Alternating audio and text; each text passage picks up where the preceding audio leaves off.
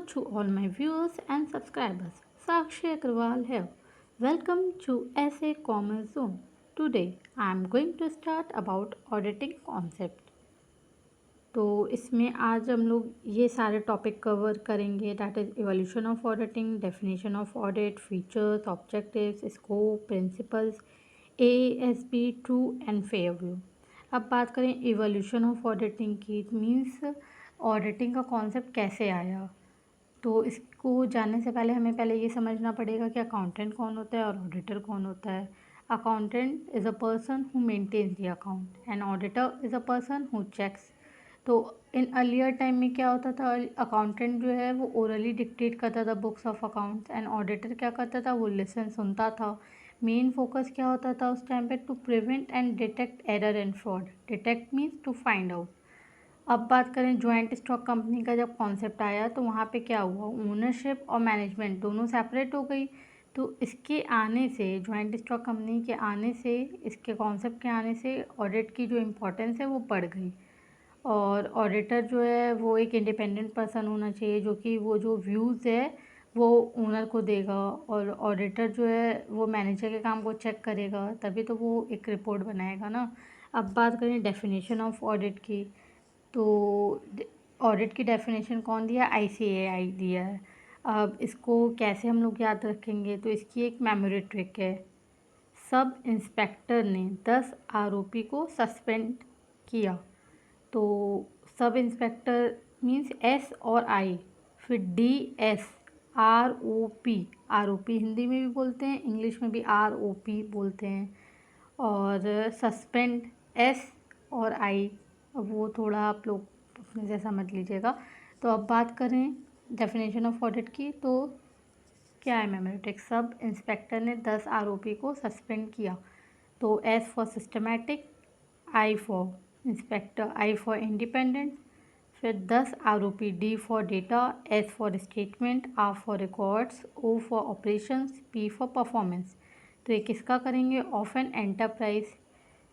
किस लिए करेंगे, सस्पेंड S और P for a stated purpose.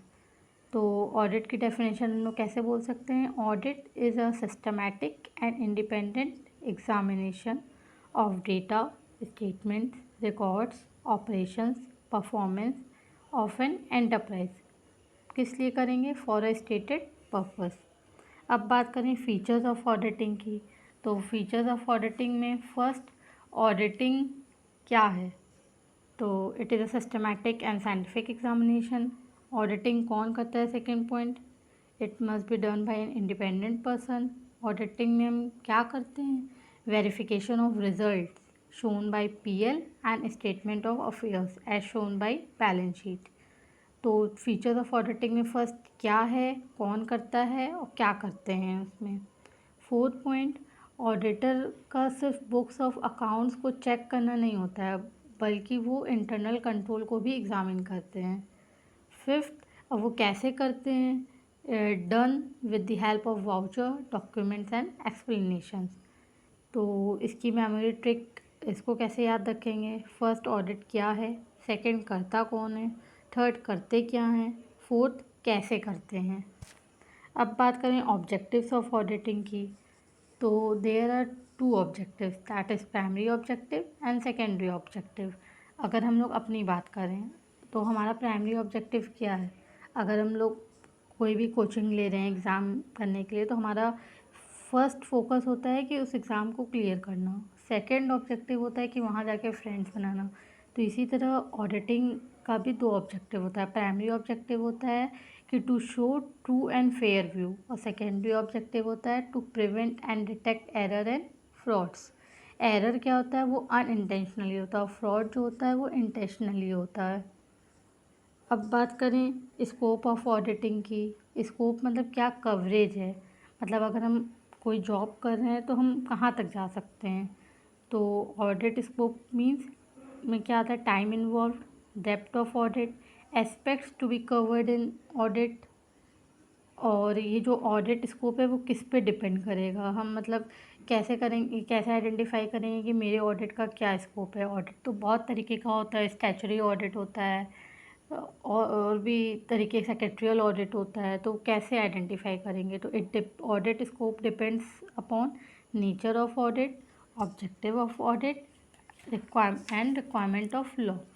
अब बात करें हम लोग प्रिंसिपल्स ऑफ ऑडिटिंग की, तो बेसिक प्रिंसिपल्स क्या है ऑडिट का, इसकी भी मेमोरी ट्रिक है। अब वो क्या है, जैसे मान लीजिए फॉर एग्ज़ाम्पल अब कोई भी स्टोरी बनाई जाए कि आपका वड़ा पाव वो चोरी हो गया, तो आप उसकी एफ आई आर करने के लिए किसके पास जाएंगे? सीआईडी के पास जाएंगे।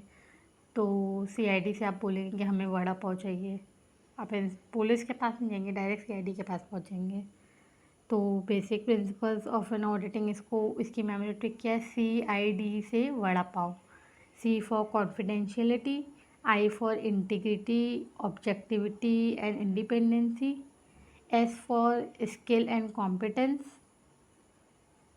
ई for audit evidence, W for work perform by others and P for planning.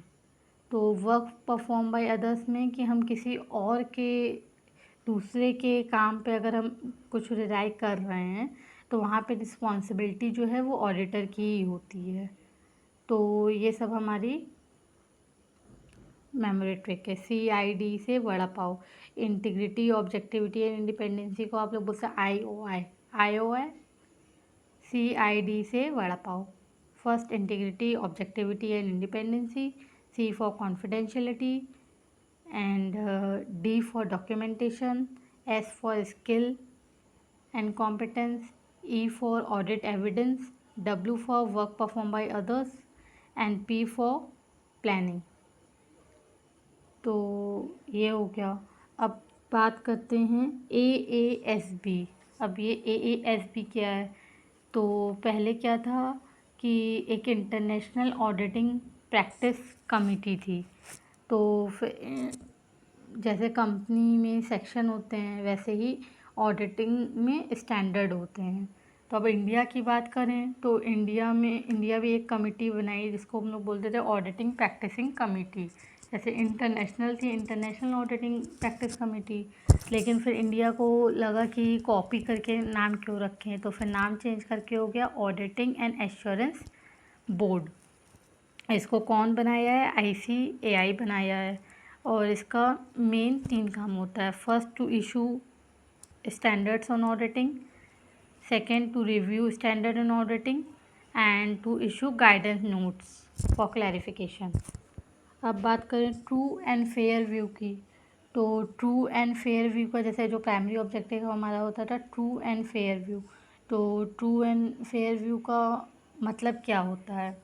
तो T फॉर टोटल लॉस, मतलब जो भी लॉ है वो कंप्लाई हो रहा है कि नहीं।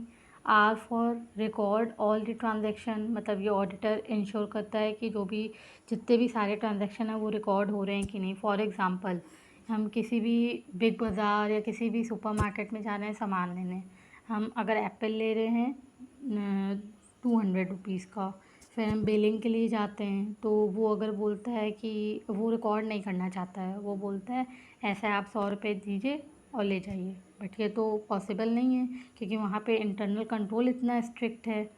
तो यहाँ पे यही ऑडिटर इंश्योर करता है कि जितने भी ट्रांजैक्शन है वो रिकॉर्ड हो रहे हैं कि नहीं हो रहे हैं। ट्रू ट्रू में T का मतलब टोटल लॉस, R का मतलब रिकॉर्ड ऑल द ट्रांजैक्शन।